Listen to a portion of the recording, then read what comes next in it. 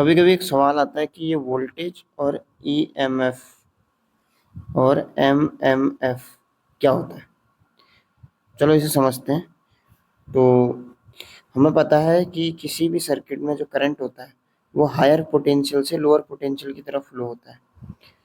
मतलब समझते हैं कि कोई भी चीज़ कहीं ज़्यादा है तो वो कम की तरफ को फ्लो होगा। तो यहाँ से हमारा कोई भी अगर इलेक्ट्रिकल सर्किट है तो उसमें जो ये करंट है ये यहाँ से यानी कि हायर पोटेंशियल से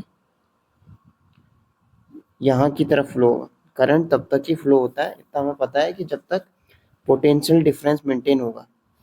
हम कभी भी वोल्टेज चेक करते हैं एक फेज और एक न्यूट्रल पे, हम देखते हैं कि 230 वोल्ट मिल रहा है। तो जब तक ये पोटेंशियल डिफरेंस मेंटेन है तो तब तक करंट फ्लो होगा। जब इन दोनों पॉइंट पे हम देखते हैं कि हमें 0 मिल गया तो तब करंट फ्लो नहीं होता। तो करंट को यहाँ से इधर आगे बढ़ने के लिए जिस फोर्स की ज़रूरत होती है, कोई भी चीज़ विदाउट फोर्स तो आगे बढ़ेगी नहीं। तो करंट की गांड पे जो धक्का मारता है वो मारता है वोल्टेज। वोल्टेज का काम होता है इसको धकेलना, करंट को धकेल के सर्किट में आगे बढ़ाता है। अब ये कब तक आगे बढ़ाएगा, क्योंकि पोटेंशियल डिफरेंस 0 ना हो, इसको मेंटेन करने का काम होता है ईएमएफ का। ईएमएफ की फुल फॉर्म होती है इलेक्ट्रोमोटिव फोर्स। अभी एक एग्जांपल से समझते हैं, प्रैक्टिकल एग्जांपल लेंगे हम, बिल्कुल तड़कता फड़कता। सपोज मान लो एक पहाड़ी है, ठीक है, और यहाँ पर एक रिश्तेदार खड़ा है हमारा, यहाँ पे हम खड़े हैं। अब ये वही रिश्तेदार जो ताने मार मार के हमें जीने नहीं देता, तो हमें इसे यहाँ धकेलना है इस खाई में। अब मैं या ऐसे तो अपने आप तो गिरेगा नहीं जब तक मैं धकेलूंगा नहीं। तो मैं धकेलने के लिए इसको जब धक्का मारूंगा यहाँ से, तो मैं जो फोर्स लगा रहा हूँ वो मान लो वोल्टेज है। ये आदमी जो है, ये रिश्तेदार जो हमारा करंट है, मैंने इसको धकेला। मैंने जैसे इसको धकेला, थोड़ा सा यहाँ पर धकेला, बस मैं थक गया।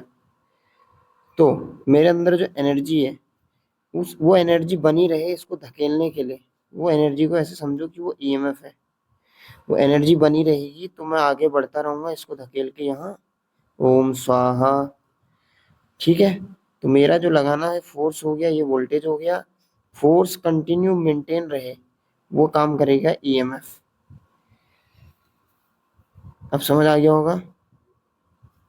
ये सर्किट था इलेक्ट्रिकल सर्किट में। सिंपल समझते हैं, इलेक्ट्रिकल सर्किट में करंट को फ्लो होने के लिए जो फोर्स रिक्वायर्ड होता है या जो फोर्स लगता है वो वोल्टेज है। और जो उस फोर्स को मेंटेन करता है कि कंटिन्यू लगता रहे, करंट कंटिन्यू फ्लो रहे, वो ईएमएफ होता है। ये without EMF current continue flow नहीं हो सकता। अब बात करते हैं हम एमएमएफ की। एमएमएफ जो होता है वो होता है मैग्नेटोमोटिव फोर्स। ये लगता है मैग्नेटिक सर्किट में। ये कोई मैग्नेटिक सर्किट है, इसमें ना कोर है, ये इसमें फ्लक्स। मैग्नेटिक सर्किट में क्या है कि फ्लक्स फ्लो होता है। तो इस फ्लक्स जो फ्लो हो रहा है, फ्लक्स फ्लो होने का जो रिस्पॉन्सिबल होता है, उसका कारण होता है फ्लक्स फ्लो होने का एमएमएफ। विदाउट एमएमएफ मैग्नेटिक ये जो सर्किट है, यहाँ पे जो फ्लक्स फ्लो हो रहा है, ये विदाउट एमएमएफ ये फ्लो नहीं हो सकता। ये मान लो ये इलेक्ट्रिकल सर्किट के घर का बाप है, विदाउट बाप के परमिशन के बच्चा घर से नहीं निकल सकता। वैसे ही अभी हम इलेक्ट्रिकल सर्किट की बात करें तो इलेक्ट्रिकल सर्किट में जो पिताजी होते हैं होता है EMF. Without EMF electrical circuit में करंट कंटिन्यू फ्लो नहीं हो सकता। तो बस यही है, इतना ही है, बाकी खाली हवा बनाई है भोसड़ी का मार्केट में, वोल्टेज ईएमएफ और एमएमएफ का। हाँ, और एक चीज इसकी, ये इसका जो वोल्टेज है, वोल्टेज का जो जिसको दर्शाते हैं, वोल्टेज का एसआई यूनिट बोलते हैं, वो वोल्ट ही होता है। सेम ईएमएफ का भी होता है, ईएमएफ का भी वोल्ट ही होता है। और एमएमएफ का जो होता है वो एम्पियर टर्न होता है। मतलब वाइंडिंग जो होती है ये कितने एम्पियर है, कितने टर्न है, उससे ये फोर्स निकलता है, मैग्नेटोमोटिव फोर्स। इलेक्ट्रोमोटिव फोर्स जो होता है वो ईएमएफ। Okay, bye bye.